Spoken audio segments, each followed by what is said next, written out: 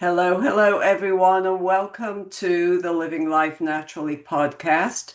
As you know, I'm your host, Lynn Wadsworth, and I really thank you for joining with us today and learning a bit more about this season of life as you get into midlife and some of the things that we face. And so today we're doing something really quite different, but very appropriate for us as we begin to age. And today I'm talking with Corinne Auman, and she is going to bring in something a little different about the things that we do face. So she is the founder of Choice Care Navigators, which is a company dedicated to helping families navigate the aging process. She's dedicated to fostering personal growth, resilience, and authentic living at every age. So Corinne's passion lies in reshaping how we perceive older adulthood, a vision she beautifully encapsulates in her groundbreaking book, Keenagers. Corinne is on a mission to change the conversation around aging in a culture where many of us are thinking about older adulthood as a last minute thing. She urges us to embrace again aging in a positive light. I love that. And her story is not just about her successes, it's also a call for all of us to care about aging, dispelling myths and embracing beauty and potential at every stage of life. And I so like that because so many people see this age of life as being very negative, and it really can be a very positive thing that we begin to go through. So, welcome to our podcast, Corinne. And would you tell us why you're so passionate about what you do and what brought you to this point? Sure. Well, thanks for having me, and what a great introduction. I appreciate that. Um, so you, how I got to this moment is interesting in the sense that it doesn't. People kind of look at me and they go, "Wait, you're in care management, which is this business where I'm really helping a lot of families when they are in a crisis, often that's related to caring for an older adult loved one. So, something has happened to that older adult loved one, usually a parent, but sometimes a spouse. And the families are kind of in a panic about what do we do now and how do we pay for everything and what are the resources, just, chaos, right? Mm, Um, mm, and then I've written this book that is really about how good older adulthood can be and all the things there are to look forward to as we age. And those two things don't seem to go together, but they really do, because what I have seen over the years in my care management practice is that your outlook on your aging experience really shapes how you actually age and the kind of yes, experience yes. you have. So, people who are looking forward to their teenager years, as I call them, they are looking ahead, they're planning, they're thinking about opportunities, they're thinking about growth, they're thinking about who am I going to be during this next stage of my life. And because they are looking forward to that, they plan, they prepare, they do all the legal documents they need to do to make sure that everything's going to go the way they want it to go. And so that positive attitude about it actually frees them up to plan and prepare and have a great experience. The culture, on the other hand, is kind of constantly feeding us this very negative view, as you mentioned in the beginning. We are bombarded from early childhood. We are bombarded with these messages that say being an older adult is bad. It's all downhill. It's avoided at all costs, right? Like, you can't look like you're aging. You can't um, be aging, right? There's all this bias kind of built into the culture around us. And so it is a battle internally to have a positive outlook on it and to say, you know what, I'm going to look forward to this and I'm going to think about all the good things that I'm going to do and all that sort of stuff. So the people who don't have a positive outlook, they don't plan, they don't prepare, Mm, and they are the ones who end up in my office in that crisis moment, in a mm. panic, with without having done any of the things that they need to do, and we really end up in a big mess because of that. So that's kind of how I got on this, I'll say, soapbox about how you think about your own aging really, really matters in terms of how that experience is going to go. Right. Yeah, that's so true. And, I think at this age, whether you're in your 50s, late, or even 40s, 50s, 60s, in the modern world, we're not thinking about retirement like they did years ago when you got a certain cut-off date and then you retire and everything's what it is. So, how should we, as aging adults, rethink retirement in this modern world? Well, so retirement, the word itself actually means like retire from work, right? To stop working. And that's pretty uncommon today Mm, for most people. They don't traditionally, you got to whatever the retirement age was. We think of it typically as 65. And yeah, you retired from work. You didn't work anymore. And we actually had some policies in place at in previous generations that kept you from working, right? Mandatory retirement ages or um, cuts to your Social Security benefits if you did work, right? Like you hmm couldn't work and collect Social Security. Well, that's not the case anymore. Most industries, there aren't mandatory retirement ages. You can continue to work and collect Social Security. And so many people continue to work, but they don't necessarily work 40-hour jobs, right? Right, They may retire from that first career and then they kind of go, well, who do I want to be now? Right? right. Do I want to do consulting work in that same industry? Do I want to do some other sort of part-time work that, just gets me out of the house and gives me a little spending cash? Do I want to start a new business? The most successful entrepreneurs are people over the age of 50 who are, they've had a first career, they learned a lot of stuff in that first career and all those years of life experience, and then they go start that business they've always thought about doing but never done before. So there's a lot of different opportunities, and it's very common for people to, I'm going to say, quote, retire Mm, from that first career, and then again, kind of say, well, who do I want to be now? What do I want these years to look like as I move into the future? And, they may do whatever that new version of themselves is. They yeah, may do that for the next 10, 15, 20 years. yeah. That's very true. Um, And the other thing that we really deal with at this age of life is care management, thinking about aging parents. And we don't think about in our 40s and 50s, oh, when I retire, we're going to have to take care of parents. Mm-hmm. But it is a truth for many people. So, Yeah. how can we really successfully navigate this journey for caring for our aging parents? So there's a couple of things there.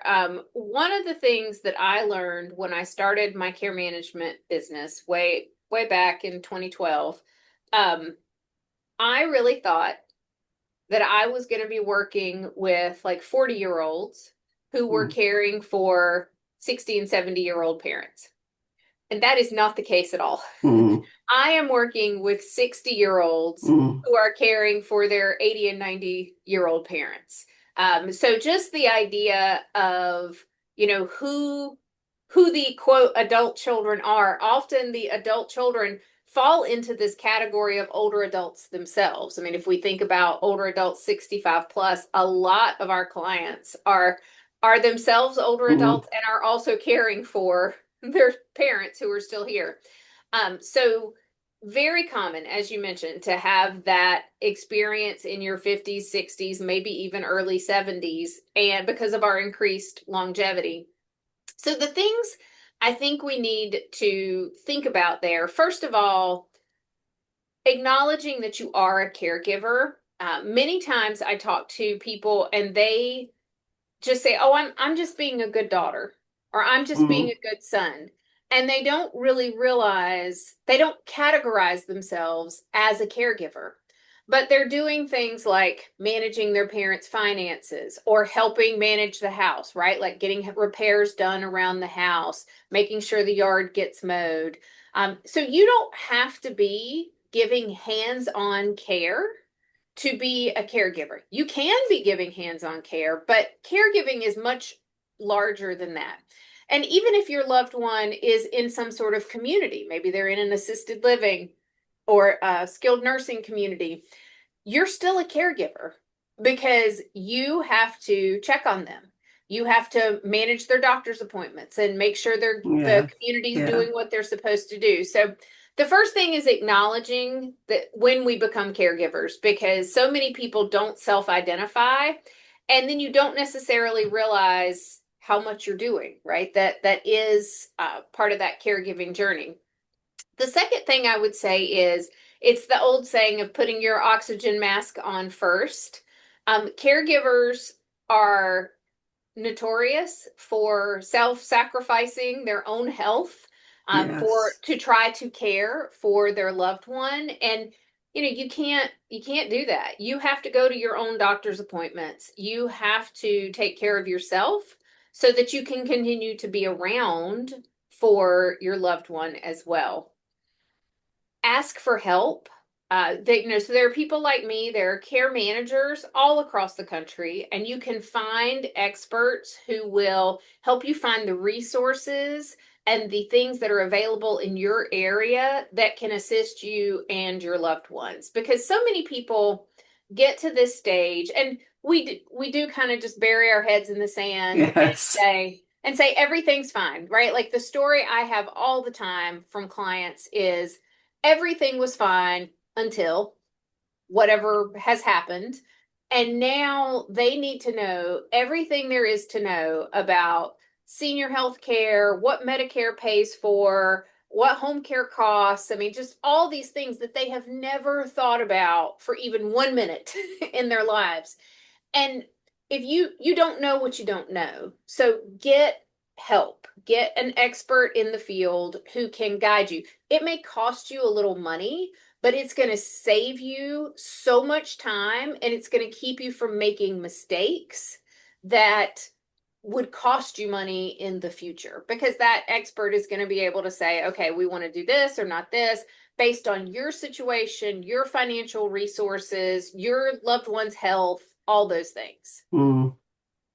The other thing that I'd like to know about, because I think it is a stumbling block for many people, um, when their parents are, as you're saying, very often into their 80s now, and they can't take care of themselves, at what point should a family consider trying to look for a senior living community, and what kind of senior living community should we be looking for?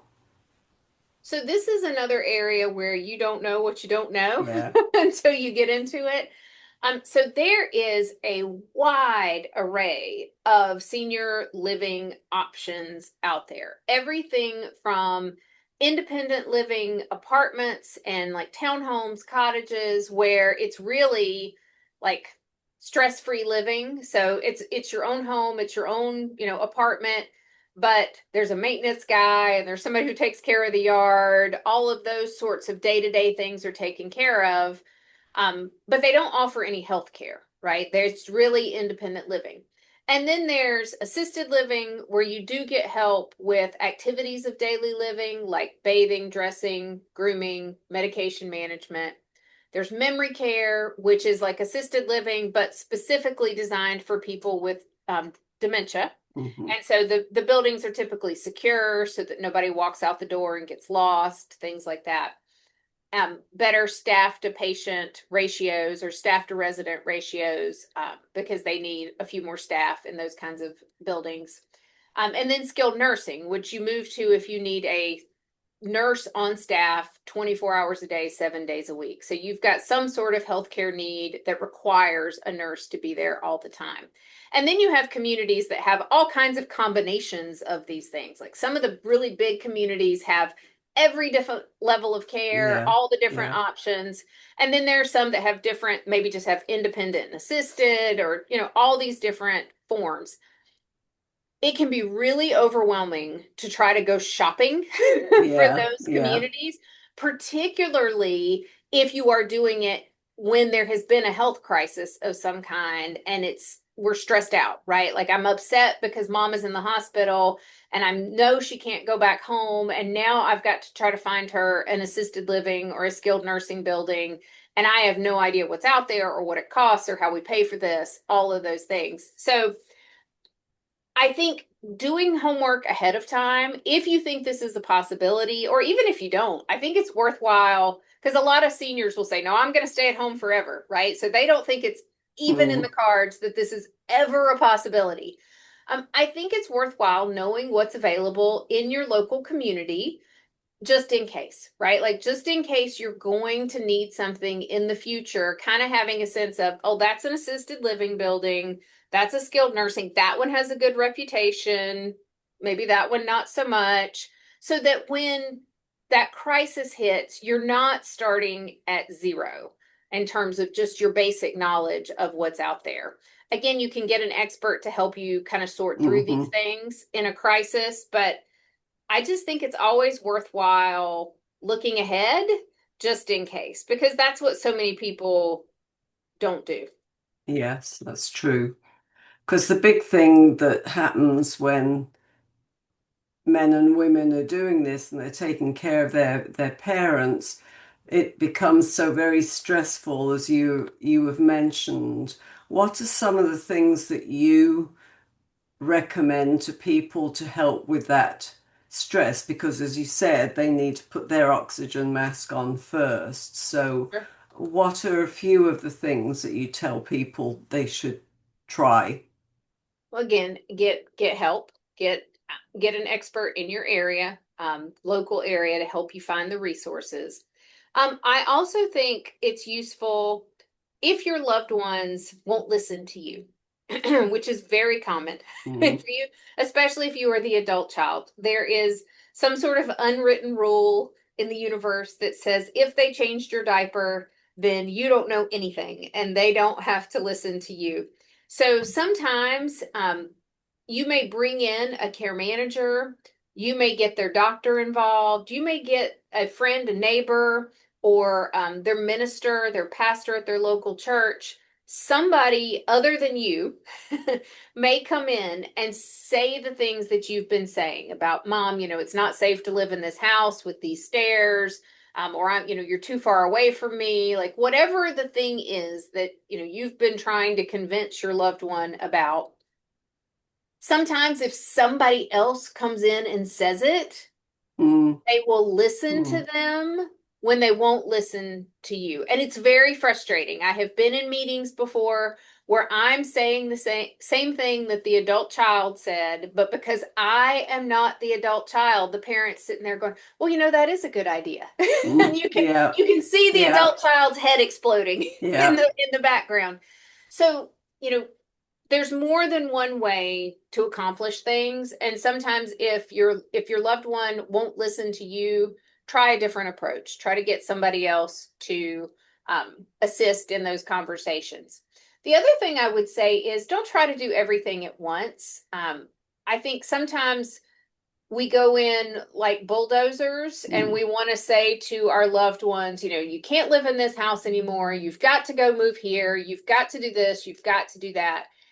And older adults are adults. And unless there is a cognitive impairment of some kind, they get to make decisions for themselves. And so Right. when we go in and we try to like bulldoze and tell them what we think they should do, that just brings up resistance, right? Their walls go up immediately because it's this sort of, you're not going to, I'm an adult, you're not going to tell me what to do. So just understanding that these are conversations, again, we should be having all the time in small doses, way ahead of any problems. And if we are continuing to have these kind of ongoing conversations, then it doesn't feel so threatening. It doesn't feel like we're trying to bulldoze them into something. And we can often accomplish more that way than trying to, again, wait till the last minute, Mm, wait till there's a crisis, or try to do everything at once. mm, The only yeah. other thing I'll say about stress, there are therapists now who specialize in working with caregivers.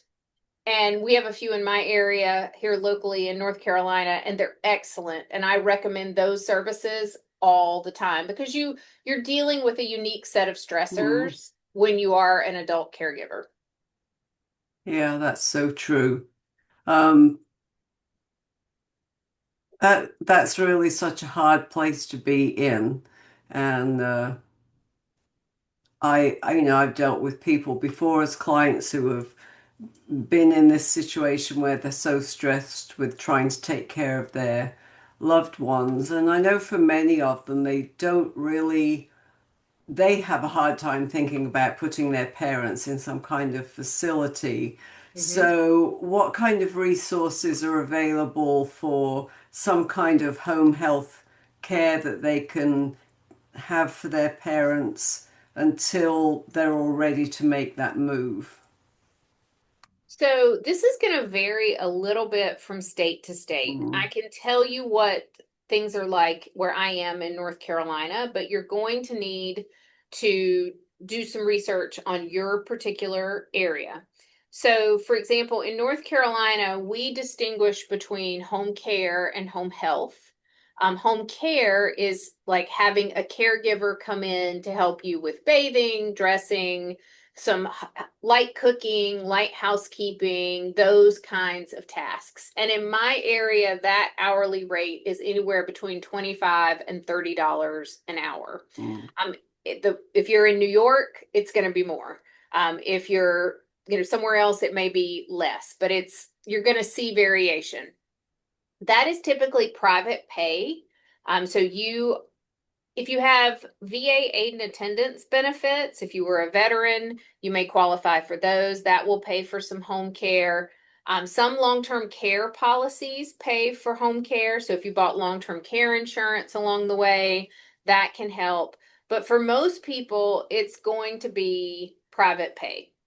And then home health, on the other hand, in North Carolina at least, is physical therapy, occupational therapy, speech therapy. That is ordered by your doctor and is paid for typically by Medicare Part A. So, two different things. And the reason I distinguish it is because those terms get thrown around together all the time. Like people will say home health when they mean home care, and home care when they mean home health, and it may be different in your state. So that's something to look into. But that's the kind of information that, again, a care navigator, a care manager will help you know in your state because they're going to know all the ins and outs of what Medicare pays for, what services, who's available to give those services, who are the reputable home care agencies in your area, and who do you not want to work with. They'll be able to tell you the pricing and all those different aspects of mm, it. mm. Thank you. That's been so very helpful because it's just something that so many people find themselves in the middle of and not necessarily realizing that's going to happen. So Mm-hmm. before we hop off, tell us a little bit, and I'll put this in the resources in the show notes, but tell us a little about your book. Sure. So the book is Keenagers, and that's with a K, and it's telling a new story about aging. And it's really a book filled with a lot of interviews of people who are, I think, good mentors for all of us on how to have a great experience as we grow older. They're not people who are in perfect health. This is not some sort of, they are some sort of super ager people. We're all going to have different issues as we age, but they are living full, engaged lives with all the other things that are going on, including caregiving, including health issues, things like that. And then I talk a little bit in the book about how do we do this, right? How do we plan for having some really great teenager years? How do we look forward to this? How do we check our own ageism at the door? Because it's very hard. We're surrounded by it all the time. So that this can be the very best experience, not only for us, but for everybody who loves us along the way. Mm, that's great. Very helpful resource, I would think. Um, so I want to really thank you. This has been very enlightening. I think many of our listeners need to hear this, something that we definitely, many of us have to face. And not just once, but you've got your parents and you've got your husband's parents if you're married, and it can definitely be overwhelming. So I appreciate all of your input today. Where is the best place for people to find you? So that would be my website, which is just my name, CorinneAuman.com. There you'll find links to the book and my media appearances, and you can reach out to me through that as well. Okay. Well, I appreciate your expertise and I thank you for coming on with us today. It's been a pleasure chatting with you. Thanks for having me.